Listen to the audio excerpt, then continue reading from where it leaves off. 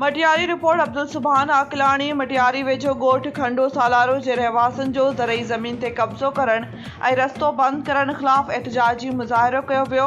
मुज़ाहिरनि राहिब खोसो, मोहम्मद जुम्मन खोसो, अरबाब खोसो, मोहम्मद अयाज़ खोसो ऐं ॿियनि press club ते एहतजाज कंदे चयो त इलाइक़े जा बासर माण्हू मोहम्मद खान खोसो ऐं मीर चाकर खोसो असांजे अबाणे 1.5 एकड़ ज़रई ज़मीन ते कब्ज़ो करणु चाहिनि था, जंहिं लाइ हिननि असांजा गस बंदि करे छॾिया आहिनि।